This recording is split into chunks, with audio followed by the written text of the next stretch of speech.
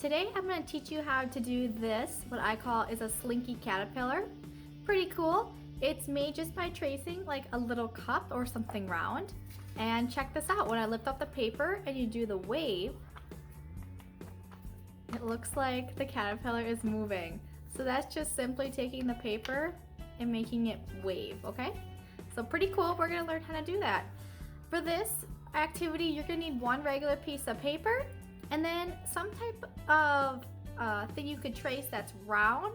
This is just a cap to a spray bottle, but you can use a cup that you drink out of, anything. You're also gonna need a pencil, and if you want, you can use some colored pencils. Just so you can see, I'm going to be doing this with a red marker, so my worm is gonna be red, okay? All right, so to begin, with your cup and your piece of paper, I'm going the long way, and your worm might be a little different, or caterpillar might be a different color or size because your cap might be a different size than mine, and that's okay. I'm going to start by placing my cap on the paper. With my left hand, since I'm right-handed, I'm going to trace, starting at the bottom of the cup towards me, and a little bit further on each side. So I'm going almost all the way around. I'm going to pick up the cup.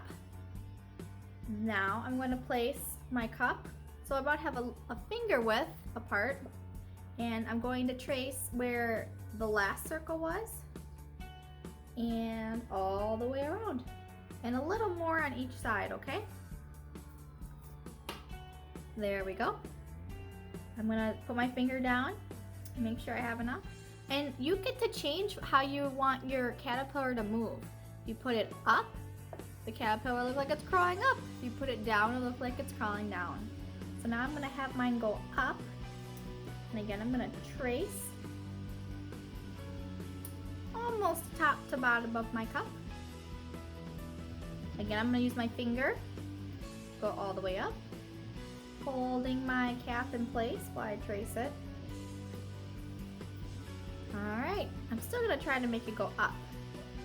So I'm going to place my cup a little higher in my circles. Since I want my caterpillar to go up, I'm going to put more of the circle on the bottom than on the top. Because when I move the cup up, everything is still connected and it looks like it's all one big caterpillar. I'm going to continue to trace. Now I want my caterpillar to start going left to right, so pretty straight. So I'm gonna keep my cup so that way it touches the top and bottom again. And trace. Pick it up, measure with a finger. Now I would like my caterpillar to start to move down, like it's inching along. So I'm gonna add a little more marker to the top, because when I move my cup now, it's gonna be covering more towards the bottom. There we go.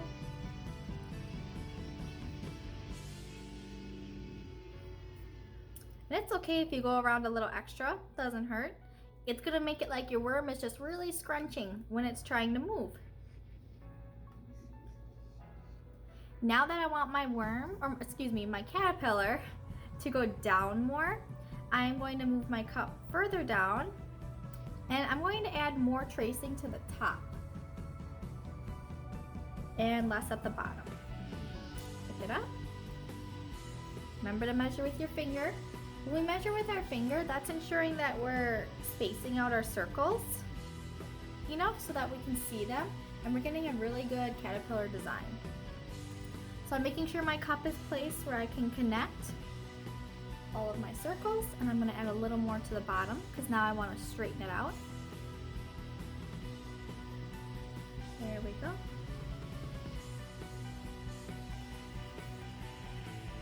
And now I'm coming up to the head of my caterpillar, and I want to put it so it looks like he's kind of holding his head up. So I'm going to repeat what I did over here. Put my cup down, place with a finger, and move it slightly up. I'm going to add more of my tracing to the bottom of my cap and less to the top, because when I go to move my cup, I don't want it to cover any lines. Alright, so this is where I want the head of my caterpillar. When we make our head, we're gonna trace all the way around. Whew, that's the start of our worm. Or our caterpillar. Ah, I keep calling it a worm. That's okay. This could be a worm too. It depends. Now you're at the point where you can color it and turn it into a worm or caterpillar. Maybe if I make this all brown, it would be a worm. And I could add maybe different things from the ground like dirt, or maybe it's eating some, I don't know, leftover junk food or something. Whatever would be in the ground, something that the ground is absorbing. I'm gonna still stick with the caterpillar, and I'm gonna use colored pencils to color this. Before I do, I'm gonna grab some more markers and we're gonna talk about other parts of the caterpillar. I'm gonna be using an orange so you can see the difference. First, we need antennas, so we're gonna draw 1 and 2, about towards the top of the head. You can do different types of antennas. Maybe it has little circles on the end. You can color them in if you want to. Now the eyes are gonna go right below the antennas, and caterpillars have 2 eyes for this activity. I'm gonna draw a circle. Now you can do the eyes any way you want. I made my eyes round with another circle inside for the pupil. That's the part of the eye that we see out of. And now I'm gonna do a big smiley, oh, actually I'm gonna make this one a really tiny smiley face. All right. And then one last part of the caterpillar is the bottom. So they kind of do have little feet or treads. I'm gonna add that by doing little, almost looks like W's.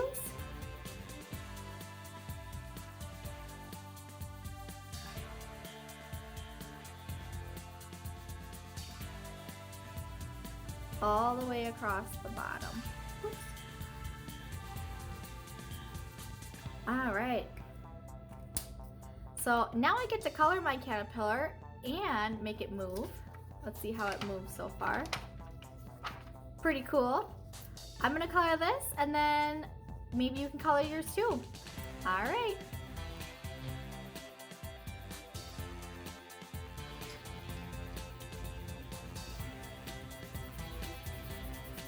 When you color your caterpillar, you can do different stripe patterns because caterpillars, especially the real pretty ones, are all different colors. So think about when we do our caterpillar, if we could make a pattern. A pattern is a repetition of shapes or color.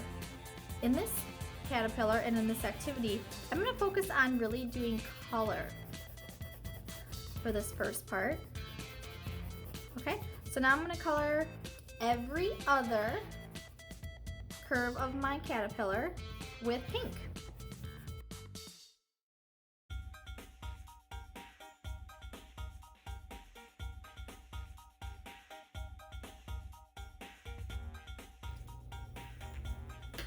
All right, now in my caterpillar, I like to add some fun patterns with shapes within the curves of the caterpillar.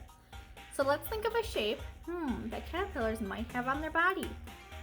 When we add shapes to a caterpillar, and caterpillars have these in real life, it helps them camouflage and blend in with things to hide from other animals that might want to eat them.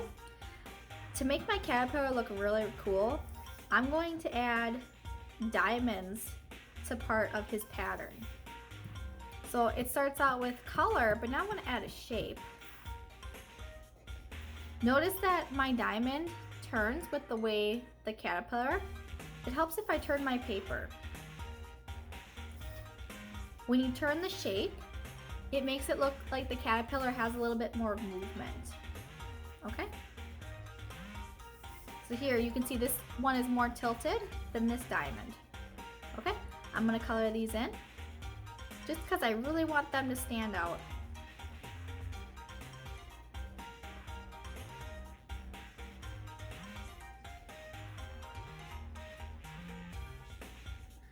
All right, ooh, maybe, you know, I'm gonna draw his eyes purple to match as well. Awesome. So that's how you can create repetition or a pattern of color, shape, color, right here, shape. And I'm also gonna continue to finish coloring him in, okay?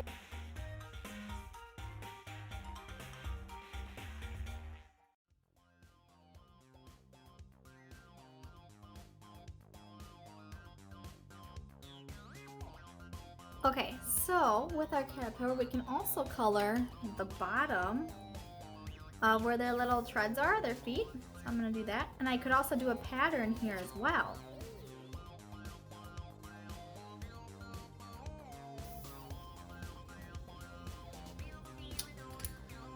Okay, so we can still continue to make this caterpillar really unique. I'm gonna use my marker and I'm going to add a design on its head.